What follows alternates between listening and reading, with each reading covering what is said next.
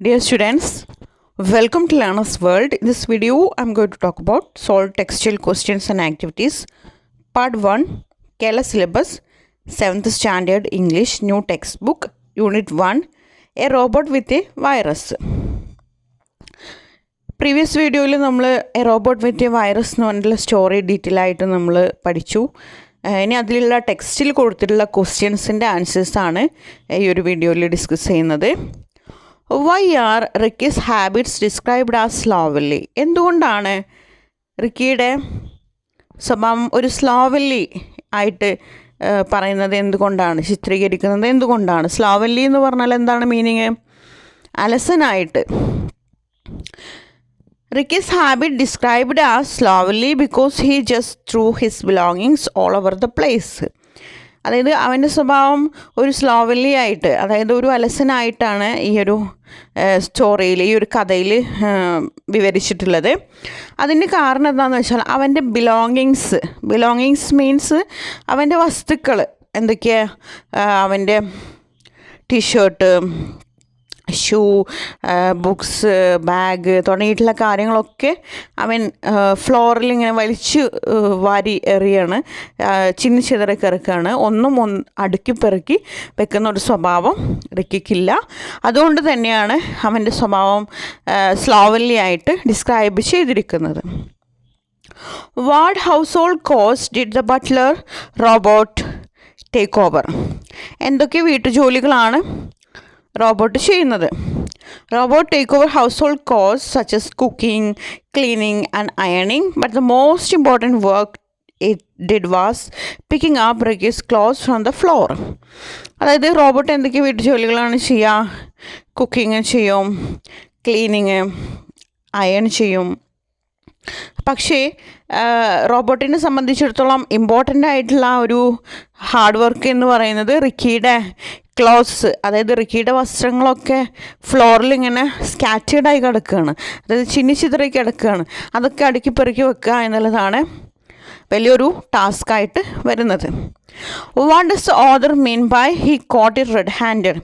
എന്തുകൊണ്ടാണ് നമ്മുടെ കഥാകൃത്ത് ഇങ്ങനെ പറയാനുള്ള കാരണം? He caught it red handed, അവനെ കൈയോട് പിടികൂടി എന്ന് പറയാനുള്ള കാരണം എന്താണ്? He caught it red handed means to catch a person in the act of doing something wrong. Caught it red handed എന്നുള്ളതിൻ്റെ മീനിങ് എന്താണെന്ന് വെച്ചാൽ ആരെങ്കിലും എന്തെങ്കിലും തെറ്റൊക്കെ ചെയ്തിട്ടുണ്ടെങ്കിൽ അയാളെ കൈയോടെ പിടിക്കുക എന്നുള്ളതാണ്.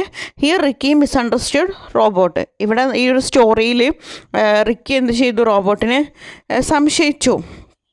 അതായത് റോബോട്ട് തൻ്റെ വസ്ത്രങ്ങളെല്ലാം ഒളിപ്പിക്കുന്നുണ്ട് അല്ലെങ്കിൽ മോഷ്ടിക്കുന്നുണ്ട് എന്നുള്ള തരത്തിൽ റോബോട്ടിനെ സംശയിച്ചു.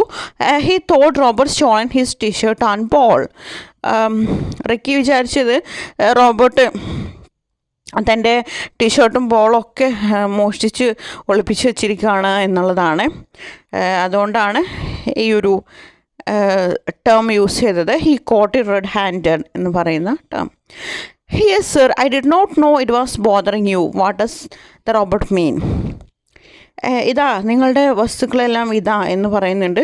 എനിക്കറിയില്ലായിരുന്നു നിങ്ങൾക്കിത് ഇത്രത്തോളം ബുദ്ധിമുട്ടുണ്ടാക്കും എന്ന് എനിക്കറിയില്ലായിരുന്നു. What does the robot mean? എന്തുകൊണ്ടാണ് റോബോട്ട് ഇങ്ങനെ പറയാനുള്ള കാരണം? Robot had seen Ricky's things lying scattered on the floor. അതായത് റോബോട്ട് നോക്കുന്ന സമയത്ത് റിക്കിയുടെ വസ്തുക്കളെല്ലാം ഫ്ലോറിൽ ചിന്നിച്ചിതറി കിടക്കുകയാണ്. Robot thought that he did not need them. അപ്പോൾ റോബോട്ടിൻ്റെ വിചാരം റിക്കിക്ക് ആവശ്യമില്ലാത്ത സാധനങ്ങളായതുകൊണ്ടാണ് അതിങ്ങനെ നിലത്ത് ഇട്ടിരിക്കുന്നത് എന്നാണ്. Robot is programmed to collect all that is not wanted. അപ്പോൾ റോബോട്ട് എന്ത് ചെയ്തു? ആവശ്യമില്ലാത്ത വസ്തുക്കളാണെന്ന് കരുതി അതെല്ലാം എടുത്ത് കളക്ട് ചെയ്തു.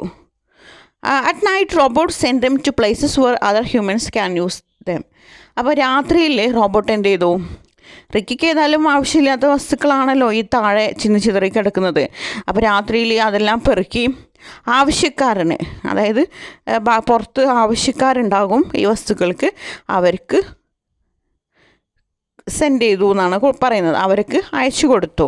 Robot is a maximum efficiency machine.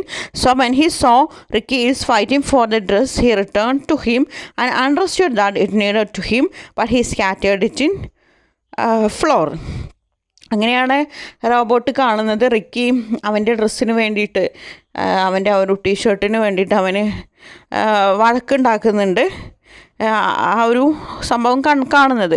അങ്ങനെ റോബോട്ട് അയച്ചു കൊടുത്ത ഡ്രസ്സുകളെല്ലാം തിരിച്ചു വാങ്ങി. റോബോട്ടിന് തോന്നി ഇത് റിക്കിക്ക് ആവശ്യമുള്ള വസ്തുക്കളാണ് ഈ ഒരു താഴെ ചിന്നിച്ചിതറി കിടക്കുന്നത് എന്ന് മനസ്സിലാക്കി അവന് തന്നെ കൊണ്ടു കൊടുക്കുകയാണ് ചെയ്തത്. What changes came about in Ricky's behaviour? അതായത് റിക്കിയുടെ സ്വഭാവത്തിൽ എന്ത് മാറ്റമാണ് വന്നിട്ടുള്ളത്? Ricky's behaviour changed. He feels ashamed and Ricky decided to become a maximum efficiency boy. അതായത് റിക്കിയുടെ സ്വഭാവത്തിൽ ഒരുപാട് മാറ്റങ്ങൾ വന്നു. അവന് ഒരു ഷെയിം, ഒരു നാണക്കേടൊക്കെ തോന്നി. റോബോട്ടിൻ്റെ മുന്നിൽ വളരെ ചെറുതായതുപോലെ തോന്നി. അവനൊരു മാക്സിമം എഫിഷ്യൻസി ബോയ് ആയി മാറാൻ തീരുമാനിച്ചു. He put real care into how he treated his things.